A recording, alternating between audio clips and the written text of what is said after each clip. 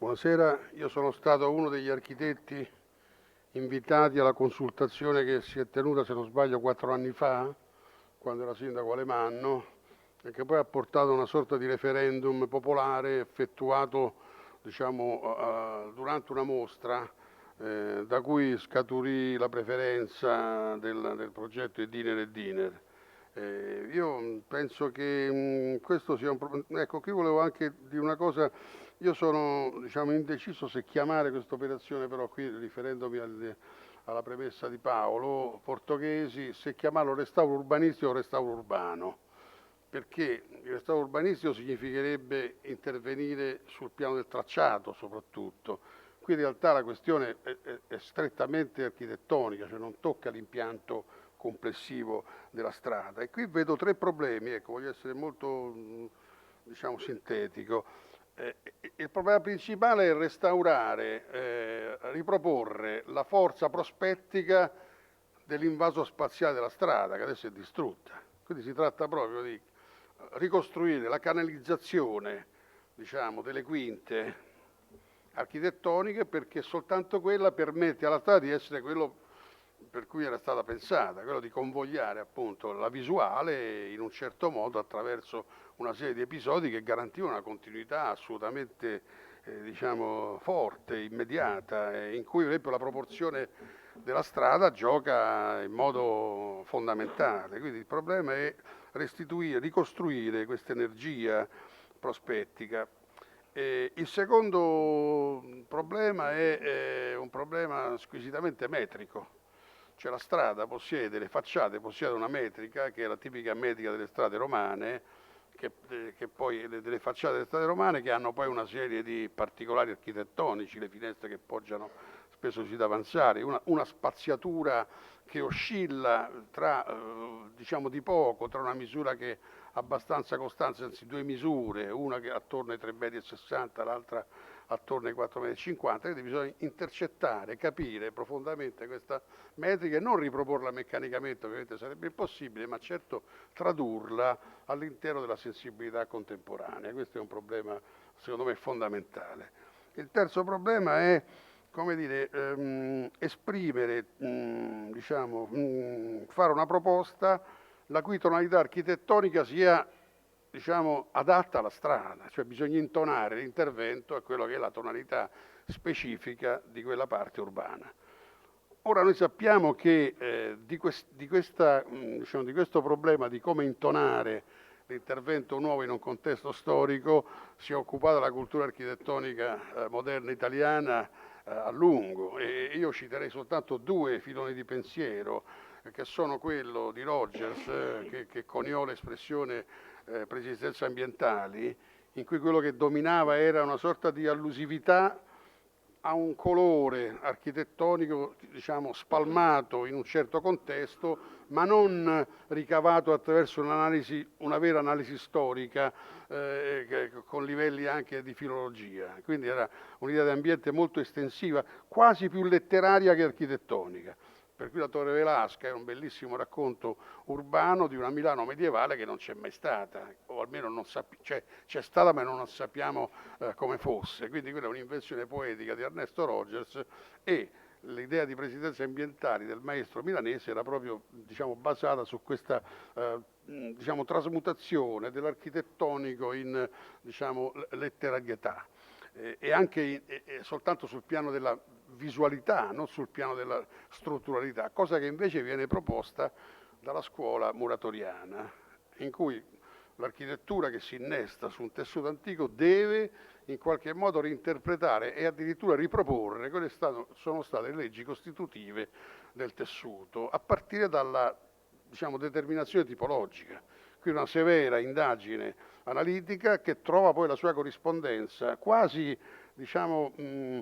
predeterminata nell'involucro e nella tessitura degli spazi. Ecco, io penso che queste 2 linee, la linea rogersiana e la linea muratoriana, che hanno vari punti di contatto comunque, oggi non sono in grado di darci in realtà una risposta per risolvere questo problema. Perché? Per un semplice motivo, perché ad esempio la mentalità contemporanea non accetta il risarcimento basato su ciò che c'era, ma dice che noi siamo incapaci di affrontare un problema del genere, quindi dobbiamo lasciare in sostanza le cose come stanno.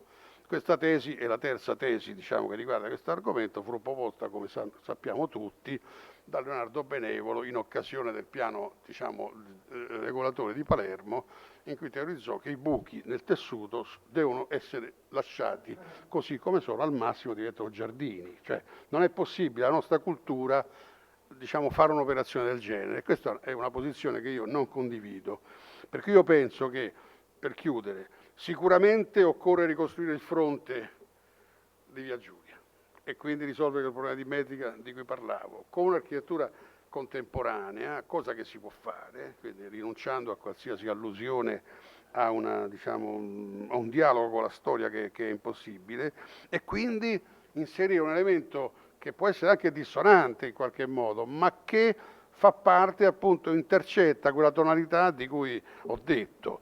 Dal punto di vista del meccanismo, diciamo, spaziale, insediativo, direi che l'unico compromesso possibile e secondo me operante sarebbe costruire un edificio lamellare da una parte e mettere mano al completamento parziale dell'isolato della chiesa di San Filippino con una piccola propagine edilizia e lasciare gran parte dell'area a giardino.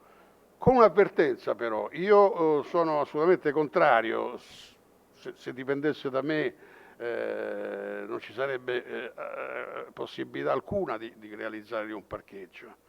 Io penso che l'aver scoperto questo sistema stratificato di resti straordinariamente affascinante, io l'ho visto perché si può, camminando si vede questa tessitura veramente che riscopre un passato che era sepolto da secoli e secoli, potrebbe diventare l'occasione per uno straordinario museo, diciamo, ricoperto da una copertura, da un manto verde, quindi fruibile sulla copertura, ma visitabile all'interno con una, diciamo, possibilità anche a chi percorre quella strada di reinventarsi una sua precedenza attraverso la scoperta di questi resti. Per quanto riguarda l'utilizzazione di questo invece edificio che dovrebbe ricostituire la Quinta, pensavo che sarebbe estremamente bello avere a Roma un museo della letteratura, cioè un luogo dove conservare, ad esempio, le prime edizioni dei libri, gli autografi, insomma, dare vita, diciamo, architettonicamente a quell'idea di Gianfranco Contini